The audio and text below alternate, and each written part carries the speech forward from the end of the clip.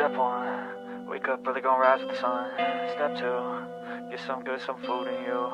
Step three, think real hard about what you wanna be. Step four, everybody just do your thing. Wake up, today's gonna be a good day. Wake up, today's gonna be a good day. Wake up, today's gonna be a good day. Wake up, today's gonna be a good day. Wake up, today's gonna be a good day. Wake up, today's gonna be a good day. Wake up, today's gonna be a good day. Wake up, today's gonna be a good day. Good morning. Welcome to Good Morning Crypto on the Piper Academy channel. Today, we're going to be going over Mr. Beast pumping and dumping on a lot of fans for a lot of money. Apparently. Allegedly. We'll see. We'll get into that article. I was just about to say allegedly. Allegedly. We'll get into that. That is, of course, my wonderful co-host, BC Port Corp. How are you doing this morning, man? Doing all right. It's gonna be a week. It's right there at some key levels, so we'll see what happens. I was super happy about the moves yesterday because I got in at the bottom before it all took off. But I don't know. I think I'm gonna get another chance to buy again. So I think you are. I'm not too happy. I actually think you're going to get a chance to buy below 50K, but you know. Yeah, we'll get into that. We'll get into Mr. Beast, and yeah, we'll do some charts. But sorry for the late start this morning. We had some technical difficulties. Well, I did anyway. Apparently, we lost power at some point last night. Power came back on, and like microwave, oven, all that stuff's at all zeros. So had to boot up the PC, and it took quite some time. So finally got everything up and running. But yeah, so that's the gist. So we'll go ahead and dive on in. I'll throw it over to you, BC, if you're ready to go and do that overview. I am always ready. Bam. Oh, I've got the stock heat map pulled up. Hold on. All right, it's showing. There we go. All right, we're good now. All good? All good. All right. I can dive on in there. I've got the stock heat map pulled up. We've got Apple. That was sitting up 1.65 from yesterday. NVIDIA was up 2.43. Berkshire Hathaway was down 0.05%. We've got Amazon down 0.68. P&G is up 0.83. We got ExxonMobil continuing its little uptrend, up 0.38. We've got GE up 0.77. We've got United Health Services up 1.23. Tesla sitting up 0.62. We've got Eli Lilly down 0.27%. And Microsoft sitting up 0.68, and Google's up 1%, and Meta is up 0.8. So kind of a sea of green overall. Crypto, on the other hand, is not a sea of green. We've got Bitcoin down 0.54% after its big move up yesterday. Ethereum is down 0.57. We've got Solana down 1.55. We've got Tron down 1.18. XRP is down 0.6. Toncoin is down 0.38. Cardano doing the opposite of everyone else, up 0.41, but still at that pretty stable 36-cent range. It's been really bouncing around. 34 to 36 seems to be a strong point for it. We got Avalanche up 0.69 and Shiba Inu sitting down 1.98. Let me just touch briefly on the economic calendar. We kind of went over that very heavy yesterday, but just the New York State Manufacturing Index is going to be the biggie for America. We do have some Canadian data coming out, just America's top hat doing its thing, looking like it's going to be staying pretty neutral. So CPI median is going to be 2.3 from 2.3. That's the forecast. Their inflation rate month over month and year over year is looking a little bit problematic, though. The month over month is still is forecasted to be coming in negative 0.2%, which prior was also negative 0.2%. And that inflation rate year over year coming down to that point where things can start overheating, which is also what you've been seeing from the European Union and the UK, who are now worried about an overheating because the inflation rate is coming down below that 2% target, which just might go to show that maybe Jerome Powell knew what he was doing when he took a little more time to get to that rate cut cycle. We're still above 2%, but the risk of us overheating is nowhere close to this. So just something to keep in mind, that he may be terrible at his job, but he's better than everyone else. So you do have some more Fed chair speaking. The sentiment has been what I've been expecting to see, and maybe a rate pause coming out for our next meeting. Other than that, we do have some Japanese manufacturing data coming out, which isn't too heavy. It will give a nice little sentiment on how they will be looking for their next rate decision, which fully expecting a pause from them as well. You are? Well, yes. December would really be the earliest that I'm picturing anything. Well, It right will depend now, a lot. sorry. What? I was just gonna say right now, it looks like the market's pricing in a. Hold on, is this? Yeah, this is November. I forget how to read this. 450 to 475. I think that's a 50. So, or no, that's a 25, 50. Where are we at right now? We're at 500. 50 basis points. For us, Yes. the market's pricing in a 25 point. Current target rate is 475 to 500. So it's 13.2% for 475 to 500. Meaning pause, and then 450 to 475, 86.8% chance is what the Fed Watch tool is saying over here. So looking like people are expecting a 25 basis point rate cut, but not a 50. Yes, which I mean, that totally be fine as well, which would also keep Japan from hiking, and it would put us kind of ahead of other countries in the rate cut cycle. But when you're the American dollar and you're the world reserve currency, you can afford to do that sometimes.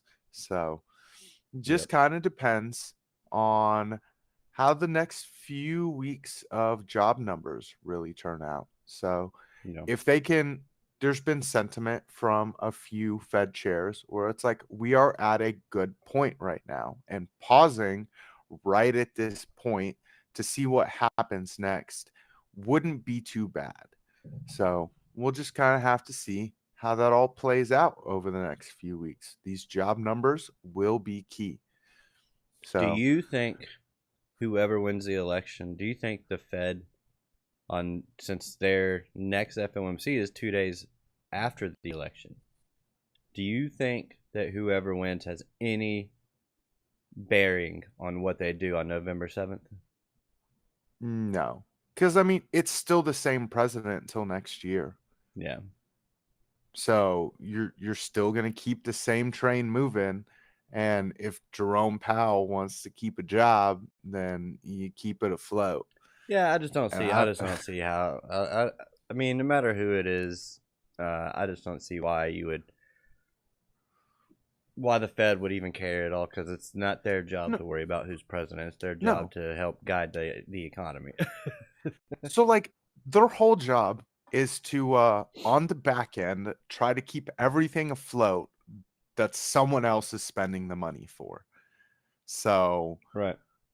that's all they're there for. If they can keep it going so that someone else can spend the money and make the benefit from it, then they keep a job. If they don't do that, then they don't keep a job.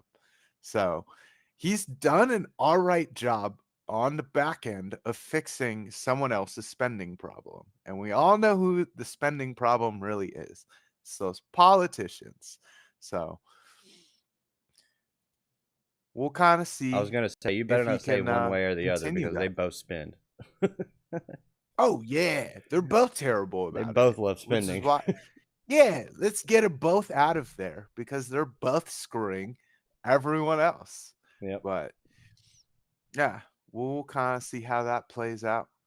I do have the liquidation heat map pulled up. It kind of glitched out on me. I had to refresh that, but it looks like most of the liquidity for the day is sitting above us at 66.5 to 66.7. So That's where you if you short drop it, from, by the way. yep, yep, Not yep. financial advice. That's where you short from. Okay. And again, if you pull up the 3-day, the liquidity still sitting in that range. There is nothing really below us to really scoot for. So you do have some light hot spots at 66, 64.3, and then again at 65.1. So looks like the real move for the market makers is going to be to the upside at that 66, kind of 66.6 range. So we'll kind of see how that plays out. We do have the fear and greed for the stock side down a point, but still in greed, 75 on that fear and greed.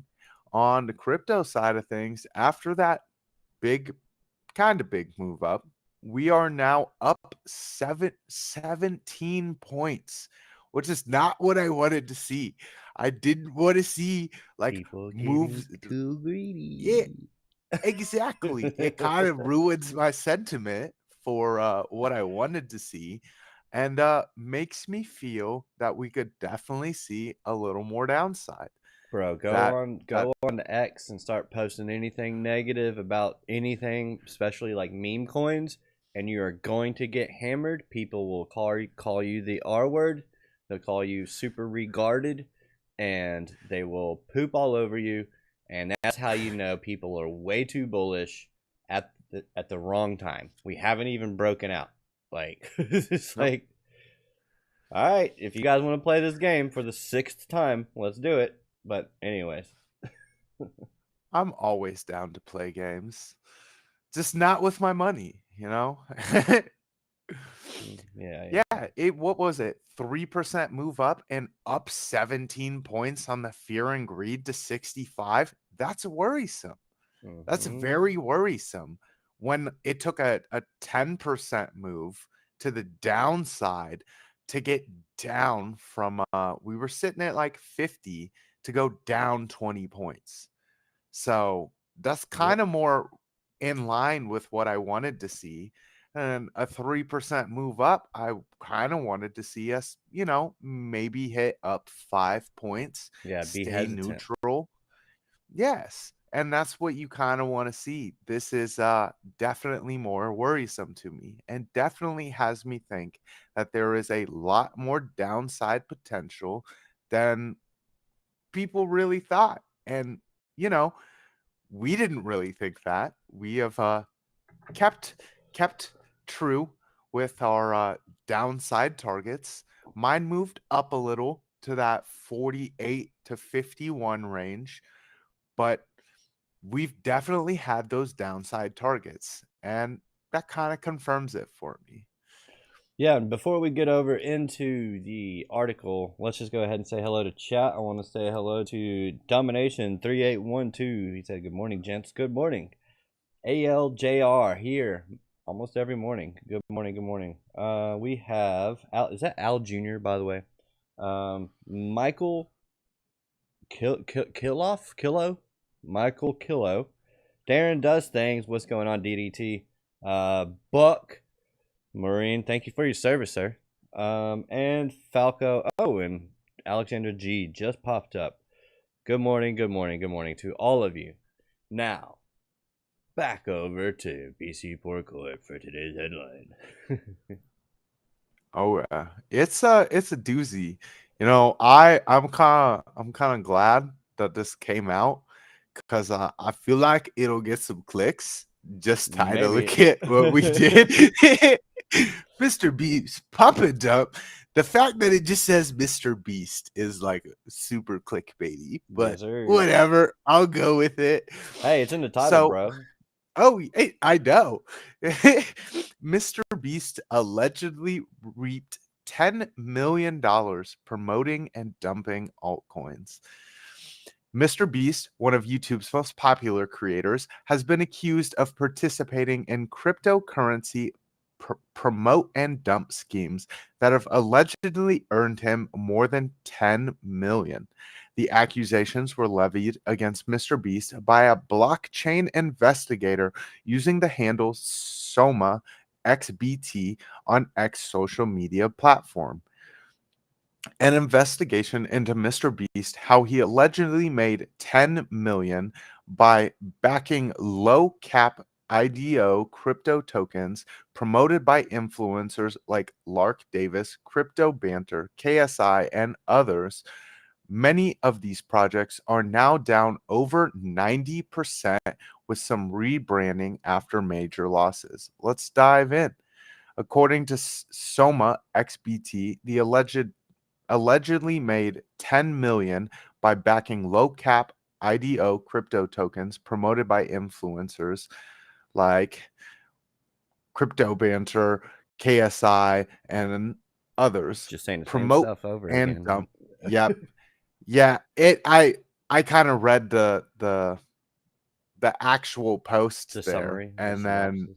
Oh, yeah, that it shows the okay, yeah. yeah, it's so like this was the actual post, and then he summarized the actual post, and I didn't realize that until I was halfway through. Gotcha. So if you didn't know, now you know. So promote and dump. Sonoma's XBT's investigation alleges that Mr. Beast invested $100,000 in a project called Super Farm DAO. He then supposedly used his status as an influencer to inflate the project's related super token before dumping his shares. This, according to Soma XBT, led to Mr. Beast exchanging millions of dollars worth of super into Ether and moving it through several wallets before he ultimately wound up profiting more than 9 million. Cointelegraph reached out to Mr. Beast's media team for comment, but didn't receive an immediate response. Soma XBT went on to describe similar activity by Mr. Beast in allegedly promoting and then dumping assets associated with the Polychain Monsters, Stacks, VPP, and ShopX projects. Destruction of value. It is unclear at this time whether Mr. Beast willingly or unintentionally misrepresented his stance on the projects. None of these statements seen by Cointelegraph demonstrate Mr. Beast indicating a long-term commitment to them. However, the alleged actions are part and parcel of a larger debate unfolding throughout the cryptocurrency community. As Cointelegraph recently reported, many industry insiders believe that pumping and dumping low cap tokens is detrimental to the cryptocurrency community, and there has been no shortage of vitriol aimed at those who participate in such schemes. Messar Data and engineer Mike Kremer, for example, recently sounded off on the subject on August 19th newsletter, saying that this activity destroys value to both the project itself and cryptocurrency sector in general. There's definitely a word I'm not gonna say in here, but here insiders or cartels create tokens like this one right here, hype them up, and lure retail investors into bidding on these revolutionary new assets. Another popular investigator, blockchain sleuth Zach XBT, recently slammed crypto influencer and trader Ansem for allegedly promoting low cap tokens and facilitating a string of meme coin pump and dumps.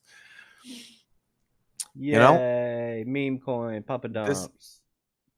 Yep, and it's funny because we definitely had a giant discussion about this. What was it, like Thursday in the Piper Academy Discord? And someone came to me afterwards and said that they were sorry if they had triggered me. I was like, I wasn't triggered. This is just a very touchy subject to me because it makes crypto look like poop. It really does. Thank you. You know, if you want people to come put their money in a real project, they're not going to do that if someone like Mr. Beast or any other big YouTuber or influencer, like what happened last cycle, where they're like, "Ooh, come put your money on FTX. We're gonna make you lots and lots of dollars. Here's this Solana project where we move our money around for super cheap, and it's got all of these fantastic numbers." And then they dump on your head, and the only winner is them, and the only loser is the retail sale that they want to have invest in their project. They're never going to come back. How many people do you know that now after FTX last cycle are like, "Oh, isn't Bitcoin that scam token?" It's Everybody all still over. thinks it's a scam, bro.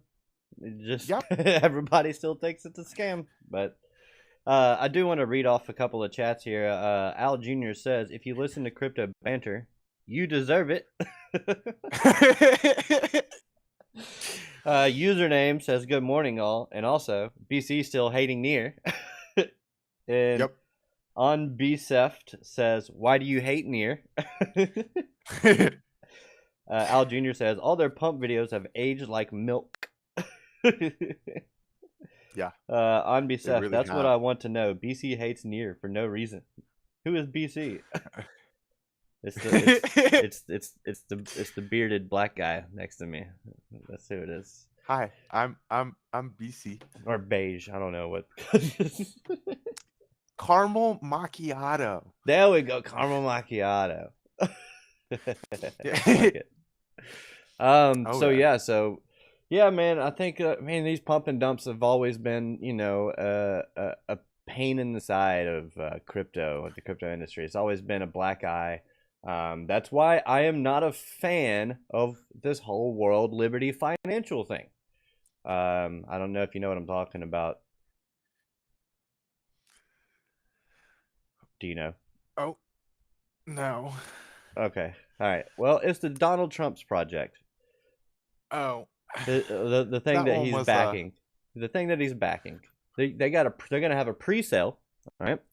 You can't even go on their website without connecting a wallet. No white paper that I've seen. There's nothing. And the pre-sale is for whitelist only, from what I gather. So 70% of the tokens will be, pre-sale or something like that. So as soon as the thing launches, it'll go up and then it'll dump, and that's how it's going to be, because that's how this thing's go. But whatever. Your political bias might get in the way of you seeing it. Not you personally, but not you, BC. But a lot of people's political bias might blind them to seeing the obvious scam that is right in front of their face. But I will not, because I am bipartisan. and I don't really care about I any mean, of them. it'll probably end up being a lot like ICP, and they had an original launch, but before their original launch, it was just sold off to pre-sale, where here we go, here's our evaluation of the project. We have millions and millions and millions and millions of people who bought in before anyone else could legitimately buy the project, before there was any white paper, before you knew what the project did. And as soon as it launched, it was a giant candle down. So anyone that initially bought as soon as they were available to with the public got screwed, because it has never, ever, ever, ever seen that price again. And I don't think it ever will. Yeah, I just don't like it. I don't like so many red flags, and it's just like, Oh, well, yeah. I mean, if you guys don't want to call it out, I mean, that's on you. That's why I don't buy projects until they have launched and hit their initial dump, and Yeah. then I'll get in. Well, it's like, Yeah. show me what the upside potential is, so I have a target to sell at, and show me what the bottom side potential is. That way, I kind of know where I can layer back in at. Other than Man. that, I just leave new projects alone. Poor ICP holders, man. They waited for after the initial dump, and it just kept on dumping. It's like, that's how it goes Well, sometimes, I guess. that's why I don't like ICP and never will again. It kind of Well, rude. It's a decent project. Don't get me wrong. It does real numbers, but someone said, that someone said, wait, he is black too? Says Buck. kind And of. someone said, on Ubisoft, the guy talking on the right, he is anti username.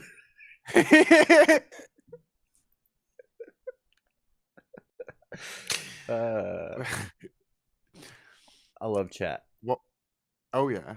Sometimes it is extra, extra, extra fun, and you can't even read it out on the YouTube when you're live. Oh, I can't say I love chat because Jonathan Schaefer says people that call a group of people chat are low IQ. So, and Are I'm we like, supposed to call well, them what something I was like, else? what if you're streaming? He's like, well, not if you're streaming. That makes sense. But there's people that say chat like in videos now. I'm like, what? Oh, Why would they do yeah. that? Who knows? So what? It's You gotta go. it's easier. Oh, No, it's easier than giving our group of peoples a name. But like, they already have a name. It's the the alumni. alumni. So, yeah. All right. Well, I'm going to go over here and just give a quick overview on Bitcoin. And then after that, I can give my near update, because I hit it on this target yesterday. Do you want to go ahead and start that since we don't know when you got to leave? I might be able to just close out the show with you. It looks Okay. like he just started heading my way. All right. All right. So I'm going to head on over to myself. Let's go. All right, guys. So Bitcoin has reached key resistance and got a harsh rejection off of it. This is on the 4 hour. Let's go ahead and go down to the 1 hour so we can see this line that I have drawn right here. That is, of course, a bearish divergence that is playing out. Currently, we are also got it right here on the 15-minute, and then another divergence here, another bearish divergence here playing out. So multiple bearish divergences here at the top. As we get into heavy areas of supply. So that is what I'm looking. That is why I'm expecting a little more downside. Now I could see a little more upside, because if I go ahead and throw my forecast on real quick, we can see we do still have the point of control up here at 66.9, and we did show at the beginning of the show, or we did see at the beginning of the show, when BC had the what do you call it, the liquidation heat map up, that we did have some stuff up here. Now I do want to point out that I've decided that I wanted to keep this here because even though the market structure is kind of, I mean, not kind of, the market structure has deviated. The idea behind this remains the same, which was this was supposed to be a fake out to the upside that then led to a rollover. So this whole thing right here, nothing about that change that. So, and the fact that these legs right here, this leg right here, and this leg right here, the fact that those two are about equal in length, and if this breaks down and touches at all, it touches 63, 350. If we come down there and we touch that, that's an ABC, man. That's an ABC to the upside. Like this, ABC to the upside, right into that supply. That almost will definitely lead to more downside. So at the very least, I could see us coming down to the bottom of this wedge, but that's where I think things will really show their hand. Once we break that lower support, if we do, look out below. I think we're gonna go down and sweep that 49K. But let's go ahead and look at the Velo chart real quick, and then I'll throw it over to BC. So another thing that you can look at here, guys, is we can see that as we get into that supply area, we start seeing spots starting to sell off. Perps are still sitting up high. Our open interest still sitting high, but our spot is selling off at the high. That's just another more confluence that we're starting to see some sell off here at the highs. So just be careful if you are planning on doing any longing. Make sure they're short for now. We have not broken anything of significance. 70K is the thing that we need to break. Not 68 something, not 60, 70K. 70K is what we need to break and close above. If we don't get that, I am not logging, or not logging, rather. I am not bullish because we are still within the range, and until we break from that range, that's just how it's going to be. So, throwing it over to you, BC, since we just have a few minutes left. All right. Well, I've got NEAR pulled up. As you can see, we ended up making some moves up. As I had said, though, we would probably end up pulling back down to that 50% line on a fib retracement. And that's exactly what we did before making a little bounce off of it. I hoped that we could see more of an upside. Can you do me a favor? Can you do us a favor? Yeah. Can you do the thing on the right that makes the candles go up and yeah. The thing on the right that makes the candles spread out high, longer. Yeah. Like that. Now we can see. There we go. So you can kind of see we had made that move up. That was yesterday. There was the 14th, the line on it. We were kind of paused here in the morning. I had said that we'd probably make that little move up before coming back down to the 50% retracement line and getting a bounce off of that for a nice little long. I wasn't expecting to make equal highs over here with that range when we stalled out on Bitcoin. I was expecting to kind of reclaim some of these higher levels and try to make equal highs with this at that $5.30 range, but that didn't end up happening. So it looks like we're going to come back down to this 50% retracement line, sitting at $4.83, and maybe break down to the bottom side of that, reclaim some of the strength here that we kind of tested against on the bottom side, sitting at that $4.70 range, where we saw a lot of buying pressure before making another move. If Bitcoin's going to make that move down, though, do expect that Near will make a move to the downside too, which I'm totally okay with because I'm trying to get some more $3 near. Anything in the $3 range is a good buy to me on near. So kind of just the little move that I'm looking for. I thought More you move hated to the near. downside. Oh yeah. I so hate it. I hate it at anything but below that $4 range. If it's below that $4 range, I love near. If it's not, then I don't really pay that much attention to it until it gets back down there. Yeah, You yeah. want to get rid of it. That's my that's my beliefs on near. My last sell off was in that $7 range. So I stopped paying attention to it for a fat minute until it got backed up. But it is right there at 6:29, top of the hour. I think you're muted. Yep, that was short but sweet, but it is what it is. We had, the technical difficulties, and yeah, it is what it is. But BC will be back to hosting tomorrow. Yes, yes. Excellent. I So I BC will be back to I hosting tomorrow. What?